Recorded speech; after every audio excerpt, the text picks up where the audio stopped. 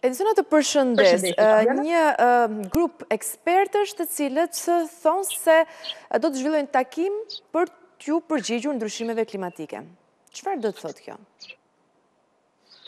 Po, në fakt, duke qenë se qyteti i Elbasanit, Falterenit që ka, mbetet një nga qytetet i cili shënon temperaturat më të larta, sidomos gjatë sezonit veror. Dhe po ashtu, si një nga qytetet i cili vazhdimisht ka pasur problematika sa i takon nivelit të ndotjes së ajrit, është menduar në fakt që përgjatë këtij fillim sezonit të 2024-s të organizohen takime në formën e trajnimit me antarë të Bashkisë së Elbasanit, por gjithashtu edhe me drejtues vendor, të cilët janë përgjegjës sa i takon mbrojtjes së mjedisit. Dhe me qëllim marrjen e masave dhe përshtatjen e popullatës, kryesisht të qytetarëve elbasanas me ndryshimet klimaterike, u mbajt edhe ky takim me qëllim përcjelljen e informacionit drejt për së drejtit tek qytetarët. Nga ekspertët të cilët merrnin pjesë në takim, ekspertë të cilët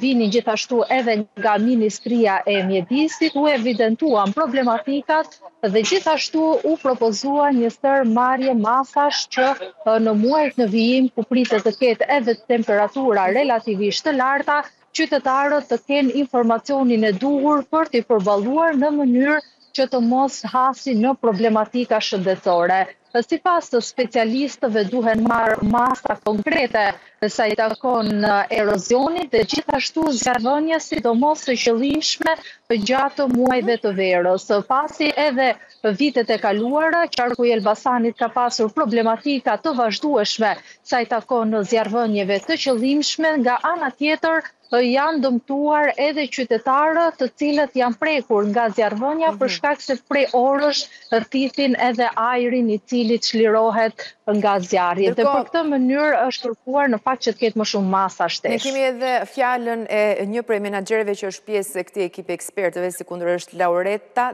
Dibra. Ne ndikim në këtë moment, Edisona. Deri në vitin 2050 apo deri në vitin 2100 do të ketë një, le të them, ndryshime e pritshme të klimës, do të jenë goxha me ndikim në gjithë jetën e qyteteve, në gjithë sektorët, dhe është shumë e rëndësishme që ne, le të themi, të mësojmë se si të adresojmë këto ndryshimet e pritshme të klimës. Kur them do të ketë ndryshime të pritshme, flasin për ngjarjet ekstreme, flasin për valët të nxehtit, flasin për rreshjet, le të them, me frekuencë më të lartë, të cilat çojnë në probleme të cilat ne i kemi hasur, në përmbytjet, në erozionin, duke dëmtuar, le të themi, dhe duke ulur sigurinë e jetës sonë.